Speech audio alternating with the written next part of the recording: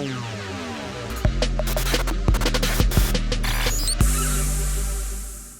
there, Amplifiers. Kenny Harper here, and I wanted to introduce you to someone that's actually really been inspirational to me because he not only has overcome some personal challenges through his life and continues to amplify, he also is making sure that he's not letting a pandemic stop him. He's taking his message on the road virtually. Now, he's a virtual speaker and keynote presenter. In fact, he's a certified virtual presenter. As a motivational speaker and best-selling author, and even hosts his own podcasts, learning from smart people. Now, he's had the opportunity to talk to some amazing people around the world and learn from some of their insights. And today he's going to be joining us and talking about, how he takes his passion and how he packages it up to be able to provide transformation and inspiration virtually and still make a big impact. So I'd like to welcome to Growth Amplifiers, Rob Oliver. Hey, Kenny, thank you so much for having me. It is an honor to be here. It is an honor to have you here. I know it's one of the things that really is a blessing, is to be able to connect with people through these virtual tools that if we didn't have them, we wouldn't be able to do this. Yeah, it's so crazy. I think really, to me, what I've learned in life is about relationships, and it's about engaging the world. And what is happening right now is the tools that we use to engage the world have slightly changed, but that need for relationship and that need to engage with others hasn't. And that's really the amazing thing, that is an opportunity to grow during this and to learn about new ways to connect and really just maintain and build connections, even though the tools are different. I totally get it. And Rob, I kind of gave the audience a little idea of, who you are and your background, but would you mind just kind of like setting the stage and telling me and the audience a little bit more about who you are and your story and what got you to this point today? Sure, and I'll try and give you just the thumbnail sketch. A lot of what I talk about kind of goes back to 27 years ago when I was 21.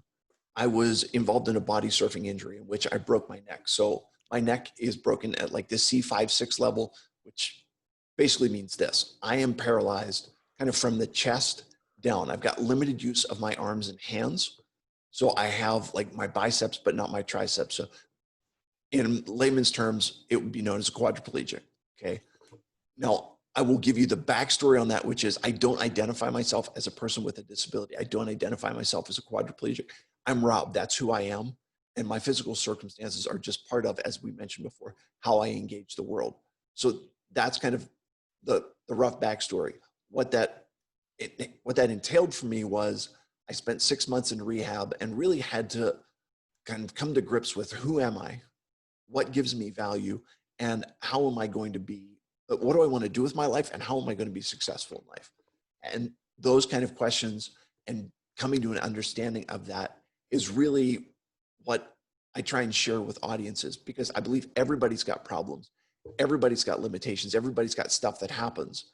And we need to use those to help us focus on what we can do, help us realize what we're capable of, and really help us narrow down, what is it that I want to do?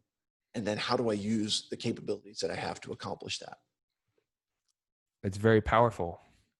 In this time right now, we're going through a pandemic like the country hasn't seen in over 100 years. And people are having to deal with losing things that they once had and having to deal with being less certain with things that they once had. And some people are having challenges to be able to find that, what makes them them. You said that in your introduction, having to kind of grasp with how do I provide value? How do I want to show up? Who am I becoming? Who do I want to be? I think that's really powerful. But it's interesting because my take on it is this: in some ways, it's not about who am I becoming. This really is the winnowing down, the narrowing down, I'm a person of faith, so that the concept of the refiner's fire, where you are now in the middle of the fire and all of the excess is coming off, And you're getting basically boiled down to, who am I really? Am I And really? that is kind of the essence of what it is. We're all going through rough times. And I do not believe that character is formed during those difficult times, but character is revealed Mm. during those difficult times. And this is a time when who you truly are is what shines through. Oh, wow. For better or for worse. um, and so you have this message, you help people out.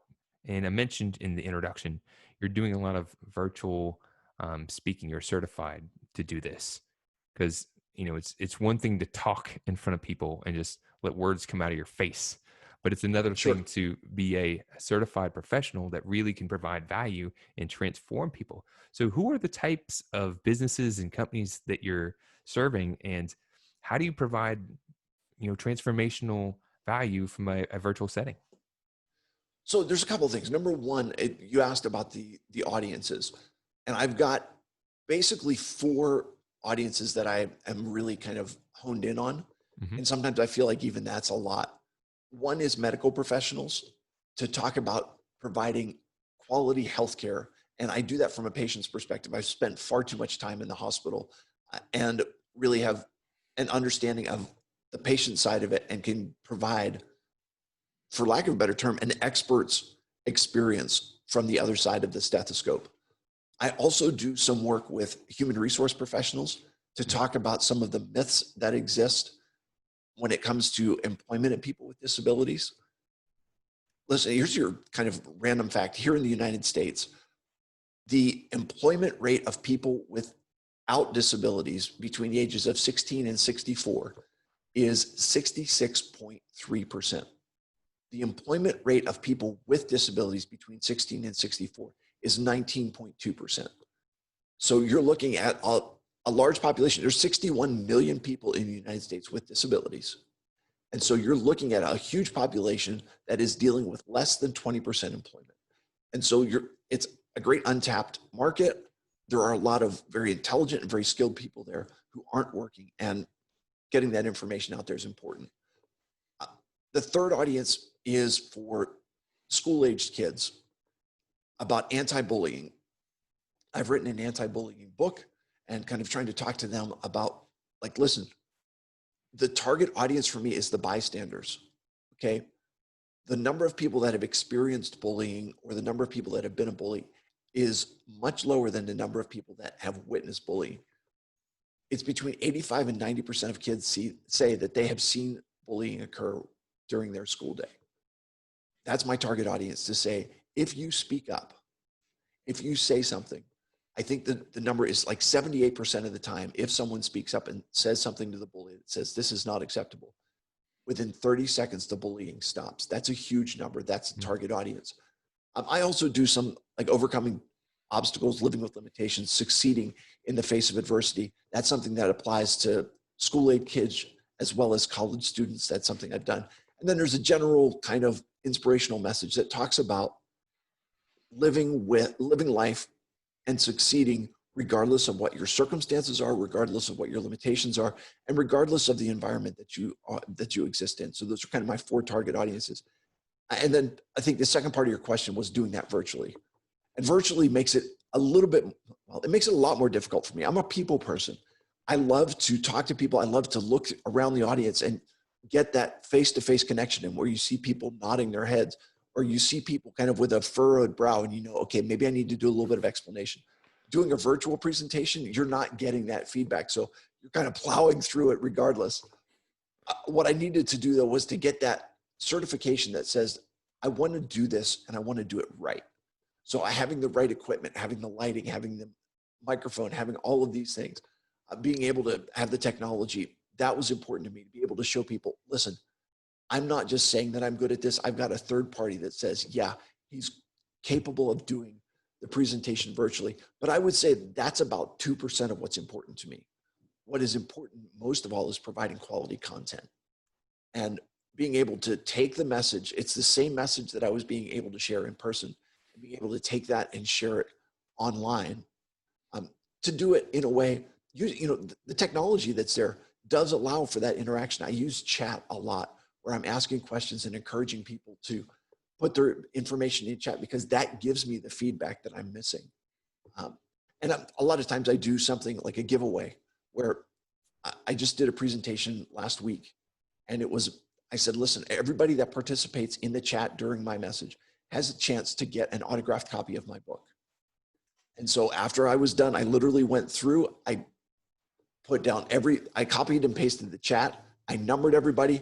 I had a kid in my neighborhood. I said, pick a number between 1 and 89. He picked a number. That guy won an autographed copy of my book. So it's using the tools that are there to get the interaction and then rewarding the people that are part of it. So it makes the experience fun, even though it's virtual.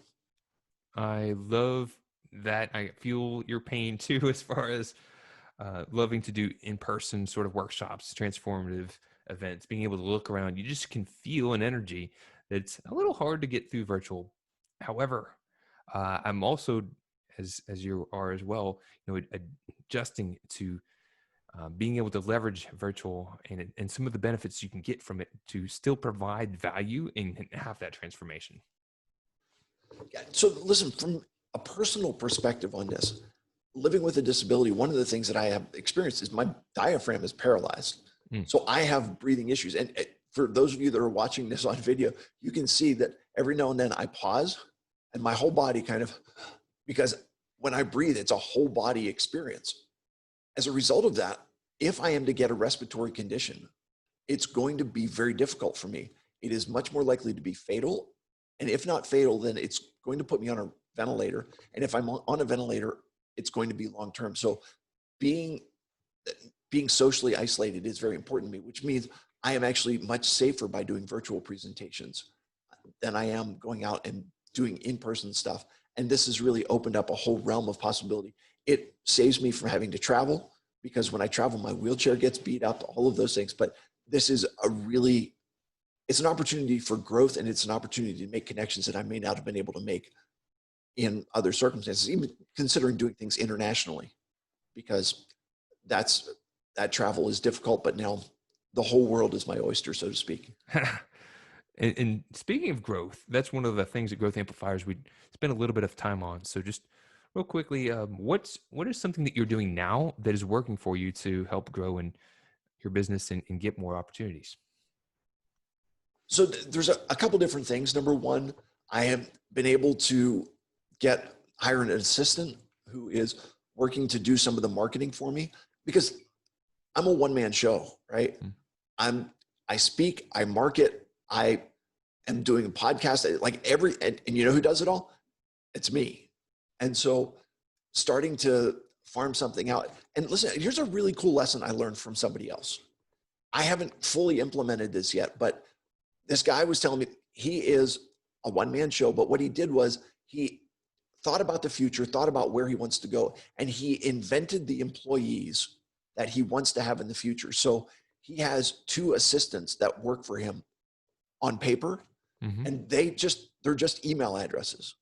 So when he does his marketing all comes from someone else's name. And when the person responds, they're getting an email correspondence. It's all him, but it's coming from another name. And because at some point he wants to have somebody else doing the marketing. And so he has made that position. Even though he's filling it at the moment, he's looking towards growth in the future. I thought it's kind of a little bit hokey, but also a brilliant future planning strategy. I love it. And sometimes I guess I've heard a similar strategy, not that, but just being able to put on a different hat or sit in a different room can put you in a different mind space where it's like, right now I'm in this persona, I'm working on this task and thinking in a different mindset than trying to multitask and trying to do everything. Yeah.